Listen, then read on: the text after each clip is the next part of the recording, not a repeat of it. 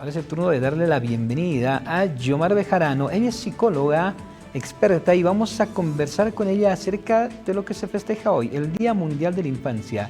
Estimada psicóloga, licenciada Yomar, buenas tardes, bienvenida. Muy buenas tardes, muchísimas gracias por la entrevista. Nosotros encantados de poder contar con su presencia en nuestro programa y lo que le iba adelantando, por favor, quisiera que podamos conversar acerca de hoy, que es el Día Mundial de la Infancia. Y mi primera pregunta es, ¿cuál es la importancia de este día en el contexto actual que se está viviendo? Es una de clave importancia, ¿no? Pero yo pienso que esa importancia tiene que ir más allá de estar, como se dice, en un papel, ¿no? Los niños, la importancia de los derechos humanos de los niños están fijados en muchos documentos, en muchas leyes nuestras, bolivianas. Han empezado históricamente, ya desde hace muchísimo tiempo, en el siglo pasado, ¿no? Porque los niños se consideraban como una propiedad, digamos, del adulto, inclusive propiedad del Estado, y no eran objeto de derecho, ¿no? Sin embargo, poco a poco han habido declaraciones a nivel mundial, internacionales, que han ido contribuyendo a este desarrollo de los derechos de los niños, reconociéndolos como titulares inclusive de derechos, pasando por la Declaración de Ginebra en el 1924, justo hace 100 años, los derechos humanos, la Declaración de Derechos Humanos que se da después de la Segunda Guerra Mundial, que ha incluido también a los niños, y mucho más fuerte la del 20 de noviembre del 89 con la ONU, donde sí ahí ha quedado absolutamente claro que los niños son objeto de derecho, ¿no? O sea, y esto Bolivia es partícipe de estos convenios como carácter vinculante, como se dice, ¿no? Ello para atender a niños en situación de pobreza, de exclusión social, con una participación activa, que los niños tengan la posibilidad de participar activamente, que se los escuche, que su opinión sea escuchada, que tengan derecho a la educación, que sean cuidados de no estar recibiendo ninguna forma de violencia, etcétera, ¿no? Y en Bolivia específicamente se han creado muchas reglamentaciones para proteger a los niños. La base, desde luego, es la Constitución Política del Estado, a través, digamos, de la Convención sobre los Derechos del Niño y otras normativas internacionales, para precisamente, específicamente para prever a los niños y protegerlos ante cualquier tipo de forma de violencia, explotación laboral, que tengan acceso a la educación, que tengan acceso a la salud, etcétera, ¿no? Así la Constitución Política del Estado tiene varios artículos que incluye y menciona a los niños como un deber del Estado, de la sociedad, de la familia, de garantizar la prioridad del interés superior del niño. Esa es una frase muy importante porque debería ser una prioridad del Estado, no solamente en la Constitución como unas palabras más, sino como una acción absolutamente activa, el interés superior del niño, niña, adolescente, ¿no? Para garantizar a todos estos niños toda una protección en cualquier tipo de ámbito, ¿no? Ya sea que trabaje un niño, en realidad no debería trabajar, pero nuestra ley 548 permite que los niños trabajen a partir de cierta edad, menores de edad, desde luego, con algunas prerrogativas, cuidados y elementos, pero igual un niño no debería trabajar, un niño debería estudiar, ¿no? Entonces, el artículo 61 inclusive prohíbe el trabajo infantil, aunque el artículo 540, o sea, la ley 548 ha permitido cuidando, desde luego, al niño, ¿no? Entonces, de todos modos, hay otros artículos que también tratan e intentan cuidar a los niños a partir de que sean pasibles de recibir todo tipo de atención sobre su salud, que tengan derecho a la educación, que vayan al colegio, que sus padres nunca les quiten digamos, la posibilidad de ir al colegio. De ahí se ha creado la ley Avelino Siñani y Elizardo Pérez, este incentivo del bono Juancito Pinto. Creo que más allá de darle 200 bolivianos al año al niño por quedarse en el colegio, por haber aprobado, más bien yo creo que ya está aprendida la lección que los niños tienen que ir al colegio. Bueno, eso ya debería quedarse como algo más natural, digamos, ¿no? Que estarle teniendo que pagar, ¿no? Pero también los niños se tendría que, o sea, la ley protege y dice que ellos tienen derecho a tener una buena alimentación, una vida digna. Son muchos elementos que nuestras leyes los mencionan, los van protegiendo, etc.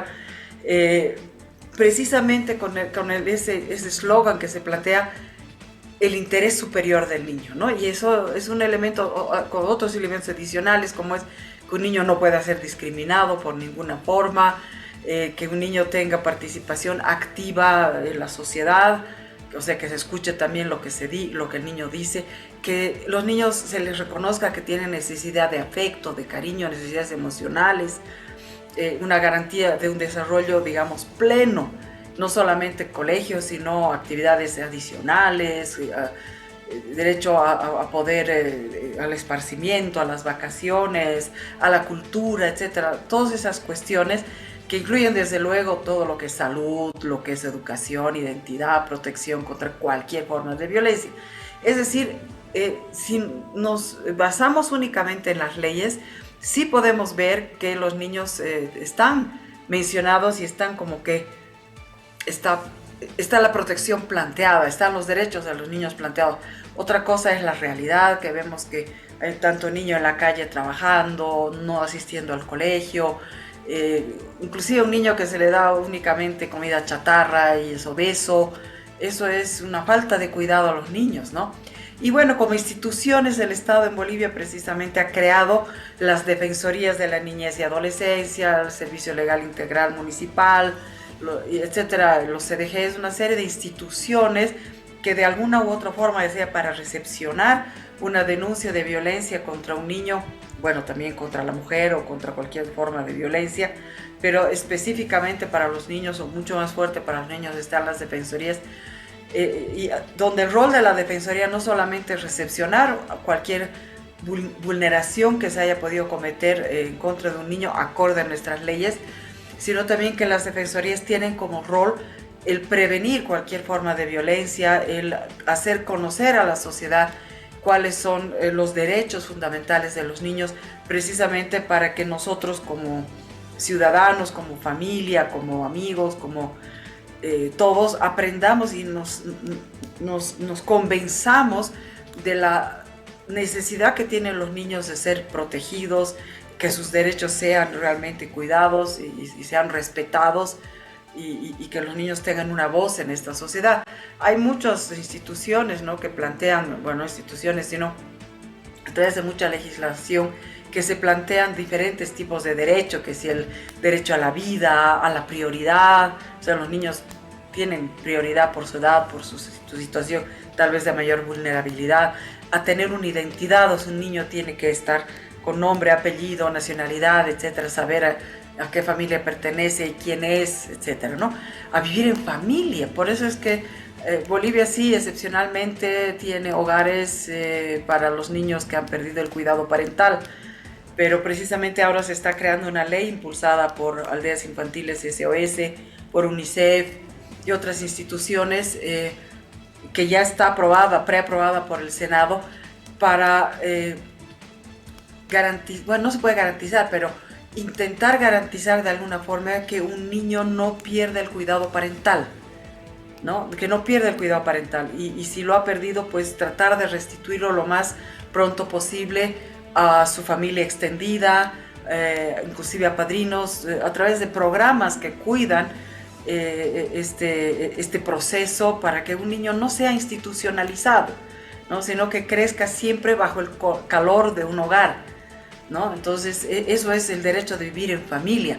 No es simplemente, perdió los padres y se lo manda a un hogar de niños y se lo pone en adopción y se lo tiene muchos años antes que alguien por ahí quiera adoptarlo, o cuando ya es adolescente ya nadie quiere adoptarlo y crece institucionalizado, algo que no es lo ideal para nada para un niño, ¿no?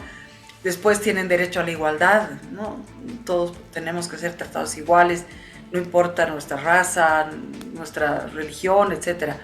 Después, a no ser discriminado. A un niño también tiene que tener derecho a tener condiciones de bienestar, ¿no?, de vida sana, para poder desarrollarse integralmente.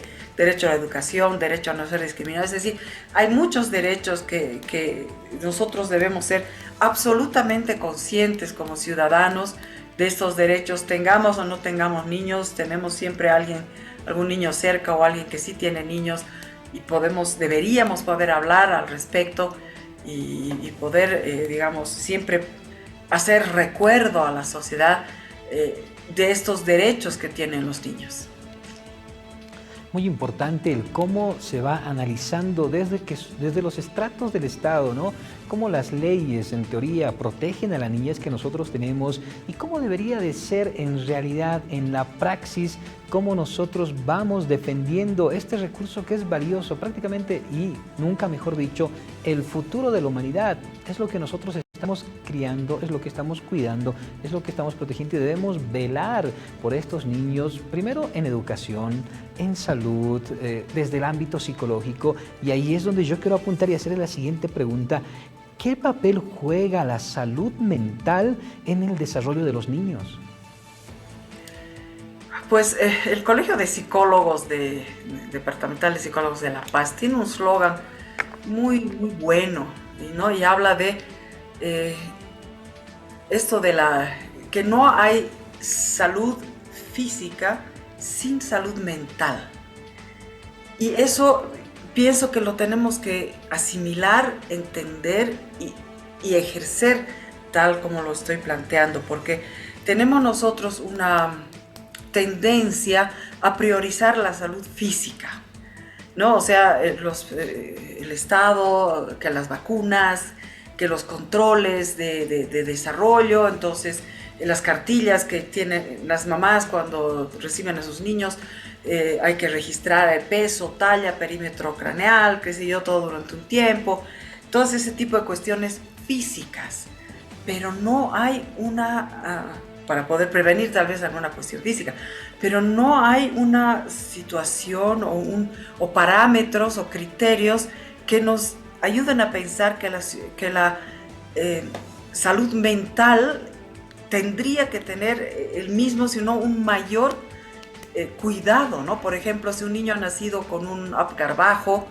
entonces puede ser que más adelante desarrolle problemas de dislexia, problemas de déficit de atención, problemas de hiperactividad, qué sé yo, ¿no? Que son problemas que se despiertan después de haber tenido un parto muy complicado, donde el niño ha nacido con un cierto déficit inicialmente, aunque en las siguientes horas se haya recuperado, ha podido haber un ligero, digamos, falta de oxigenación en el cerebro al momento de nacer, que ha podido generar algún daño y que posiblemente se pueda manifestar más adelante. Entonces no hay una ideación, o sea, una conciencia, ¿no?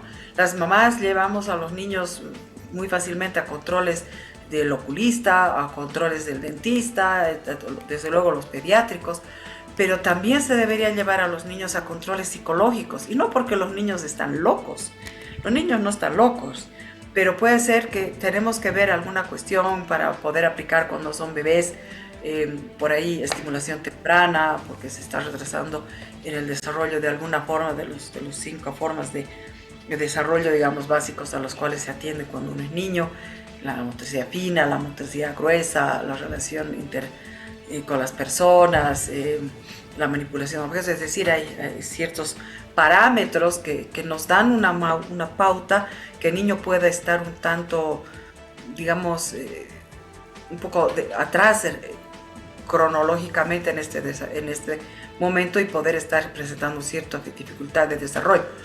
O también puede ser que un niño esté siendo maltratado, como hemos visto ahora en la televisión, la noticia de este niñito de 4 años que era maltratado en su guardería en Santa Cruz, y casualmente alguien filmó y la madre se pudo dar cuenta de esto. ¿Cuántos niños habrán de ese estilo y las mamás no nos damos cuenta por qué nuestro niño está de pronto raro o tiene pesadillas? No sabemos. Como es algo psicológico, de estar nervioso, ya le va a pasar, decimos, ¿no? No, tenemos que, ante esos cambios abruptos que puedan tener nuestros niños chicos, especialmente los preescolares, que manifiestan tan poco, cuentan poco porque tienen miedo a la represalia, la amenaza a la que le puede haber hecho el adulto. Entonces es mejor llevarlo a un psicólogo para que el psicólogo precisamente revise si es que este niño no es una víctima de alguna forma de maltrato en alguno de los espacios, pueda ser físico, emocional, psicológico, sexual inclusive. Entonces, la salud mental se la está descuidando lamentablemente mucho. Inclusive si vemos cuál es el porcentaje de presupuesto que se asigna para salud física en el país, de por sí es muy poco para la salud física y es espantosamente mínimo para salud mental. Casi ¿no? Y los nulo. programas de Sí. salud mental para niños Casi no sé. nulo me atrevería a decir Exacto. lo que se destina a salud emocional y salud mental de los chicos, que ahora, dada la coyuntura que estamos viendo, es sumamente importante lo que usted mencionaba. De repente, a veces el papá con el afán del trabajo, las deudas, las obligaciones, no le presta mucha atención a las emociones y a lo que pudiera estar viviendo su hijo en la escuela. De ahí viene tantos casos de bullying, la discriminación, el racismo, que los chicos ya muy niños entran en grados de depresión que son alarmantes. Están ahí ya niños perdidos en esto que es la ansiedad por todo lo que se les dice. Me ha tocado ver a uno de mis hijos, una tarde, un día estaba jugando, de repente golpeó sin querer a un compañerito y el niño le causó terror a mi hijo al decirle, le voy a decir a tus padres que tus padres te van a reñir, que te van a esto, aquello, el otro. Mi hijo consternado, cuando llegamos a casa le pregunto, ¿qué te pasa? ¿Por qué estás raro, diferente? Y él me dice, es que mi compañero me dijo esto, pasó esto, yo tenía miedo de que tú me riñas. Y yo le digo, ¿y pero yo cuándo te he levantado la voz? Entonces es importante que los padres podamos entender que si bien conocemos a nuestros hijos en la escuela, ellos a raíz del contexto que viven forman ciertas actitudes que como padres nos sorprenden. Yo le digo a mi hijo, no le riño, de repente siempre trato de conversar con él, pero yo entiendo que el contexto en el que lo hicieron sentir sus compañeros generó ese miedo en él, generó esa zozobra en él y es un aspecto de él que yo no conocía y recién fui interiorizándome en esto, pero no todos los padres y mucho menos los actores del gobierno se preocupan por este tipo de temas. Y hoy, que es precisamente el Día Mundial de la Infancia, es importante revisar todos estos temas. Licenciada, muchísimas gracias por su participación. De verdad, quedamos pendientes con poder tener una entrevista de repente un poco más extensa para hablar de estos temas que son tan importantes. Exacto, yo quedo atenta, quedo abierta, amplia, porque siempre es importante poder comunicar algo, ¿no?